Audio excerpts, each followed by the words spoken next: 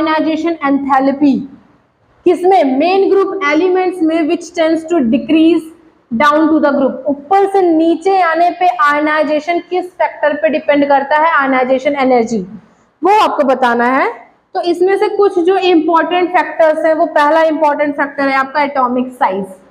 मतलब क्या है कि ऊपर से नीचे जाने पे आप देखेंगे हेलिना करे रब से फरियाद वाला, हाइड्रोजन, लिथियम, सोडियम, फिर पोटेशियम, सीजियम, इस तरीके से नीचे आते हैं ना ग्रुप में। तो आपको पता यहाँ भी चलेगा कि नंबर ऑफ शेल्स यहाँ पे इंक्रीज कर रही हैं।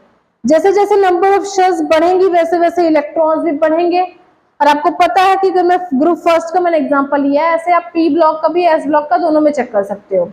और जब आप चेक करेंगे इसमें तो नंबर ऑफ इलेक्ट्रॉन, तो फर्स्ट अगर ग्रुप फर्स्ट में देखोगे तो एक ही आउटर मोस्ट शेल में इलेक्ट्रॉन है, तो आपको पता है, लेकिन साइज बढ़ रही है। एक इलेक्ट्रॉन अगर हाइड्रोजन देखोगे तो न्यूक्लियस के पास में है, तो फोर्स ऑफ अट्रैक्शन अच्छा है, तो पकड़ के रखेगा। जैसे जैसे दूर इलेक्ट्रॉन जाते रहेंगे फोर्स ऑफ अट्रैक्शन कम रहेगा। फोर्स ऑफ अट्रैक्शन अगर कम रहेगा तो न्यूक्लियस से उसका अट्रैक्शन कम रहेगा, फोर्स कम लगेगा तो इलेक्ट्रॉन उसमें से निकालना क्या होगा, आसान हो जाएगा।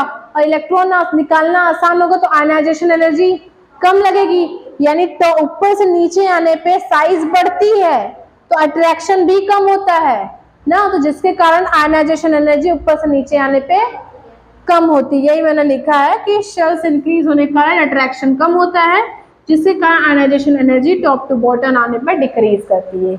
ये पहला फैक्टर था। एक और फैक्टर है, उसके बाद मैं आपको छोड़ दूंगी।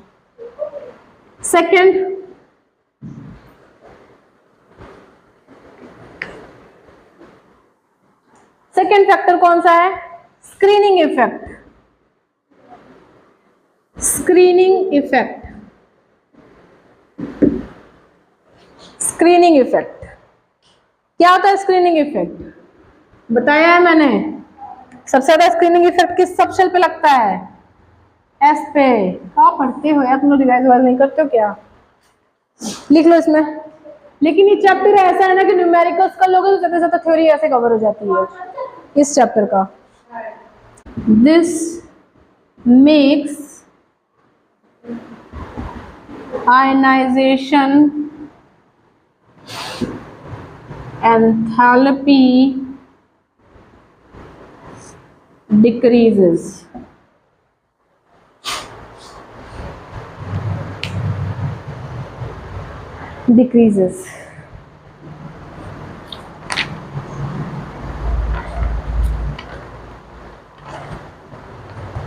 समझे?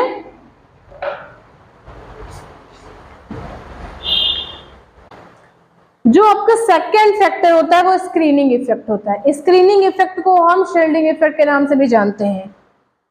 होता क्या है कि जितना ज्यादा इलेक्ट्रॉन पास रहेगा उतना ही उस पर न्यूक्लियस ज्यादा फोर्स ऑफ अट्रैक्शन बना के रखेगा। न्यूक्लियस फोर्स ऑफ अट्रैक्शन ज्यादा बना के रखता है तो मतलब उसको क्या कर रहा है, शील्ड करके रख रहा है, उसको प्रोटेक्ट करके रख रहा है।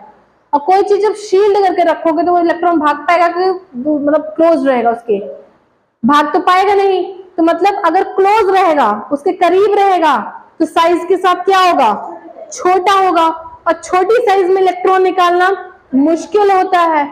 और अगर शेल्स की संख्या बढ़ रही है तो फोर्स ऑफ अट्रैक्शन न्यूक्लियस के टुवर्ड भी घट रहा है, उस पर शील्डिंग इफेक्ट इलेक्ट्रॉन पे कम लग रहा है।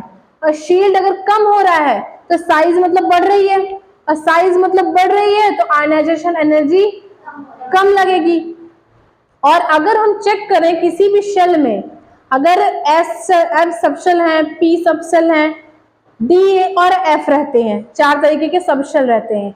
सबसे ज्यादा शील्डिंग इफेक्ट ऐसे सबशेल में लगता है क्योंकि उसमें नंबर ऑफ इलेक्ट्रॉन कम होते हैं, 2 ही होते हैं, और वो करीब होता है। किसी भी सेल में सबसे पहले आप एस ऑर्बिटल में ही, एस सबशेल में ही इलेक्ट्रॉन को भरते हो, जिससे यहाँ समझ में आता है कि जैसे जैसे सबसे ज्यादा शील्डिंग इफेक्ट ऐसे सबशेल पे लगता है। लेकिन अगर साइज बढ़ भी रहा है तो भले ही ऐसे सबशेल में आप इलेक्ट्रॉन भरो, लेकिन वो तो उससे दूर रहेगा। अंदर दूसरी वाली शेल में तो डी होंगे ही, एफ होंगे ही, जिसके कारण साइज अगर बढ़ता है तो शील्डिंग इफेक्ट वहां पे कम लगता है। और अगर शील्डिंग इफेक्ट कम लगता है तो मतलब साइज बढ़ रही है और इलेक्ट्रॉन को निकालना आसान हो रहा है, आयनाइजेशन एनर्जी कम हो रही है। This all about the screening effect. तो अगर आपसे कोई पूछता है आयनाइजेशन एनर्जी के लिए कौन से दो इंपॉर्टेंट फैक्टर हैं, तो आप बताओगे atomic size and shielding effect. वो दोनों एक तरह से दोनों सिमिलर ही है, एक ही कॉन्सेप्ट है, बट फैक्टर्स अलग अलग हैं। ठीक है, so that's all for today, bye.